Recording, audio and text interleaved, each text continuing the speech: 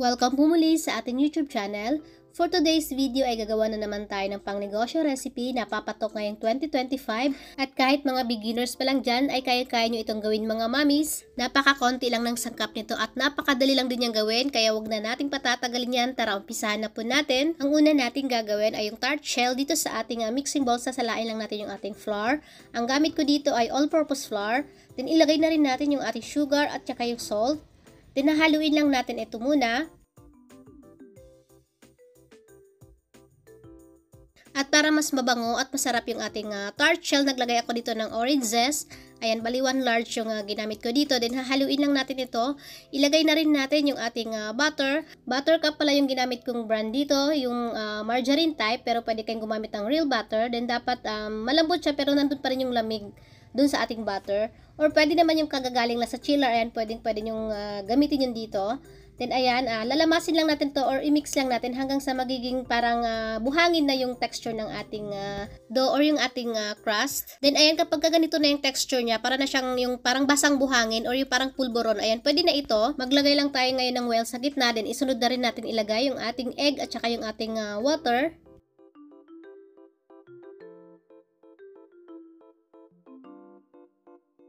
Hahaluin lang natin ito hanggang sa mabuo lang yung ating dough at wala na tayong nakikita mga dry flour dito sa ating mixing bowl.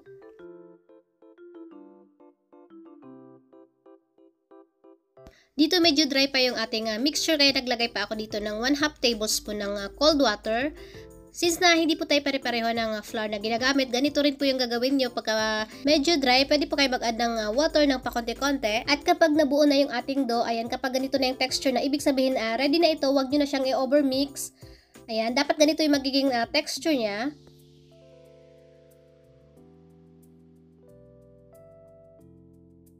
Babalutin lang natin ito ngayon ng plastic wrap or ng cling wrap, then i-rest lang natin ito sa chiller or sa fridge ng 30 minutes.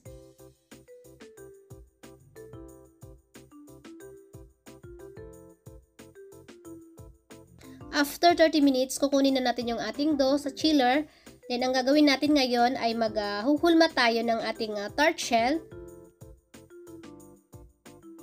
Ito pala yung hulmahan na gagamitin natin ngayon. Sa Shopee ko lang ito nabili. Ilalagay ko rin yung link sa description box para in case na kung gusto nyo mag-purchase.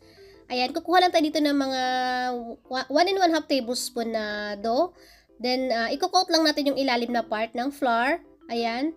I-roll lang natin siya ng pahaba para mas mabilis yung paghulma natin. Then, ilagay na natin siya ngayon dito sa ating hulmahan or sa ating molder.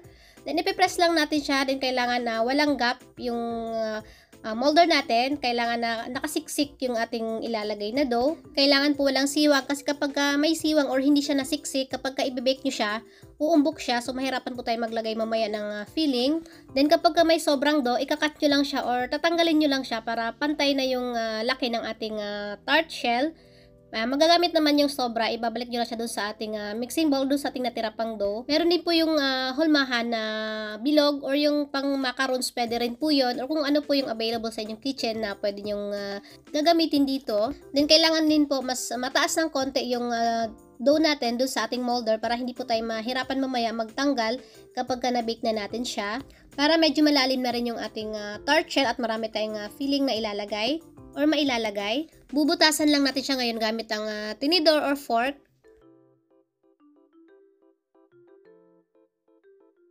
Uulitin nyo lang itong proseso na to doon sa ating natira pang dough.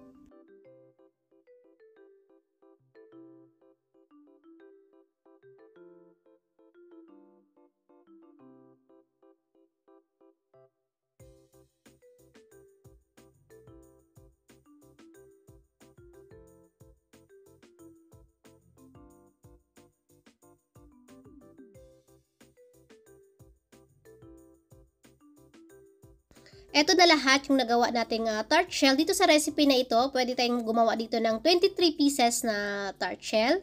Dito sa ganitong size. Meron na akong ginawa nito kahapon na kalahating recipe. Ito yon, ayan, naka-post na ito sa ating FB page. Ayan, ito yung sample. Kung balak nyo siya ipangbenta, pwede nyong doblehin o triplehin yung recipe natin. I-bake na natin ito ngayon sa ating naka-preheat na oven ng 160 degrees Celsius ng 15 to 20 minutes or hanggang sa slightly brown lang yung edge or yung gilid ng ating tart shell. Ayan, parang ganito. Then palamigin lang muna natin siya bago natin siya i-unmold or tanggalin sa kanyang molder. Ito malamig na siya dito, then tatanggalin na natin siya ngayon. Kung wala naman po kayong oven, pwede nyo rin po siyang i-bake sa kaldero or sa kawali, basta siguraduhin na nakatakip po siyang maigi. Then kailangan naka-preheat din po yung kawali natin bago pa na natin ilagay yung ating mga tart shell. Same time lang din po yung pagluto natin sa kaldero o sa kawali, basta hanggang sa slightly brown ng yung tart shell natin. Ayan, pwede na yon. Pwede nyo rin po itong gawin ahead of time, then ilagay nyo lang siya dito sa airtight container, then kinabukasan nyo siya gamitin. Ayun, pwede rin po yun. Tumatagal po siya hanggang 3 days yung crust natin sa room temperature lang. Then ngayon naman ay gagawin na natin yung ating yema filling. Ayan, dito sa ating kawali nilagay ko na yung ating condensed milk, yung Alaska. Classic pa rin yung ginawa natin or yung ginamit natin kasi mas masarap at mas malapot yun. Din naglagay ako dito ng all-purpose cream at saka ng orange zest para mas mabango yung ating yema filling. Then naglagay na ako dito ng 3 large egg yolk. Naglagay din ako ng vanilla. Continuous lang yung pagmix natin hanggang sa lumapot lang yung ating yema filling. Ayan, then kailangan mahina lang din po yung apoy natin. Then kapag ganito na siya, malapot na siya, ilagay na natin yung ating unsalted butter. Ayan, pwede po kayong gumamit ng yung buttercup pa rin, yung margarine type, pwede rin po yun, mas mabango din po yun. Then i-mix lang natin ito hanggang sa mag-mix na yung ating butter dito sa ating condensed milk or hanggang sa magiging smooth na siya. Again, remind ko lang, dapat mahina lang po yung apoy natin kasi yung condensed milk, mas madali siyang masunog kapag malakas yung apoy natin. So, kailangan unti-unti or dahan-dahan yung pagluto niya. At saka dito guys, hindi ako naglagay dito ng cornstarch kasi mas mabilis masira yung ating yema filling. Then kapag iguguhit nyo yung inyong spatula at hindi na bumabalik yung mixture, ibig sabihin ready na ito. Ita-transfer lang natin siya ngayon dito sa ating mixing bowl. Then palamigin lang natin siya ng mga 5 minutes bago natin siya ilagay doon sa ating tart shell. Ayan, kaya ako naglagay dito ng all-purpose cream para hindi ganun ka kunat or katigas yung ating yema filling. Ayan, malambot pa rin siya para madali din natin siyang i-pipe or ilagay dun sa ating tart shell mamaya. Then ayan, ito na yung ating yema filling. Ayan, medyo mainit na rin siya. Pero hindi naman ganun kainit. Saktong-sakto lang pang pipe or kaya na natin siyang hawakan. Then ito naman yung mga nuts na gagamitin natin. Meron tayong walnuts, cashew nuts, ayan, merong nakachop at pwede rin yung buo yung ilalagay nyo dito sa ating tart shell. Then i-pipe na natin ngayon. Nilagay ko lang sa piping bag yung ating yema filling para malinis yung paglagay natin. Kasi kapag spoon medyo makalat, so pero kung expert naman kayo, pwede na mga spoon lang yung gagamitin nyo dito. Then, lalagyan natin lahat ng yema filling yung ating tart shell. Then, ilagay na natin yung ating mga nuts. Itong recipe ng tart shell natin, pwede nyo siyang gawin isa at kalahating recipe. Kasi yung yema filling natin dito, meron pa siyang sobra ng konti. So, kasya pa siya sa kalahating recipe ng ating tart shell. Ayan, ito yung natira natin. Ilagay na natin ngayon yung ating nuts sa ibabaw. Itong nuts, tumutulong din siya para hindi dumikit yung plastic wrap mamaya. Then, kapag ibabalot na natin siya, hindi siya lalapat doon sa pinaka yema filling natin. Then ayan, kagaya ng sinabi ko kanina, pwede nyo hindi i-chop yung inyong cashew nuts. Pwede nyo siyang ilagay ng buo, maganda rin siya tingnan.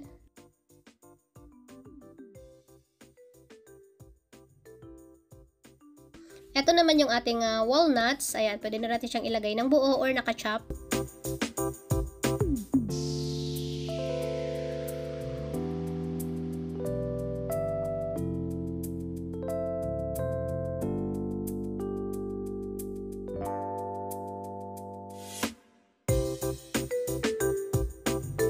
Pwede nyo muna siyang ilagay sa chiller ng mga 10 minutes or hanggang sa mag-set lang yung ating yema filling. Or sa akin, nilagay ko lang siya sa counter kasi medyo mahangin naman dito. So, mabilis nag-set yung yema filling natin. Ito naman yung ating packaging na yan. Nabili ko lang din ito sa Shopee. Ilalagay ko rin yung link nito sa store doon kung saan ko siya nabili. Saktong-sakto siya sa size ng molder na binili natin. Ayan, hindi ko sure kung anong size nito. Parang medium size ata ito kasi alam ko merong pang mas maliit pa ditong na size. At meron din nagtanong nakaraan kung ano daw yung tawag ng pang sara natin o yung pang seal natin. Ayan, iron sealer po yung tawag dito. Marami din ito sa Shopee. Pero ilalagay ko rin din po yung link para hindi na po kayo mahirapan maghanap.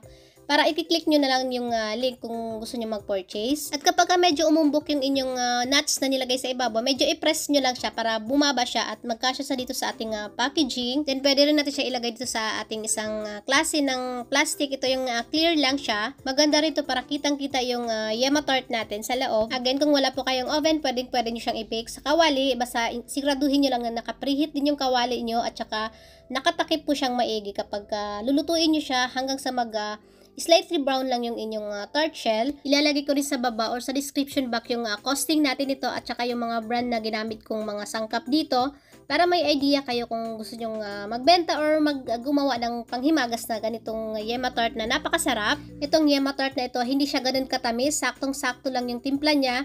Naglagay tayo dito ng all-purpose cream para malesen yung pagkatamis niya, hindi yung puro condensed milk lang. Tumutulong din yung all-purpose cream para hindi ganun kakunat or katigas yung ating Yema filling, kasi kapag condensed milk lang, mas mabilis siyang tumigas at mas madali siyang matuyo. Mahihirapan tayo maglagay dun sa ating tart shell. Kung gusto niyo naman na medyo toasted or caramelize yung inyong Yema filling, pwede nyo isabay pag-bake yung inyong Yema filling dun sa inyong tart shell. Same time lang din. At kung balak nyo naman siyang ipangregalo ngayong Valentine's Day, ayan, pwede nyo siyang ilagay sa box. Ayan, lalagyan nyo siya ng red ribbon para Valentine's Day talaga yung dating niya. Ayan, hanggang sa muli, kita-kits po tayo ulit sa aking susunod pang mga videos. Maraming salamat po sa inyong panonood. Mag-iingat po tayo palagi.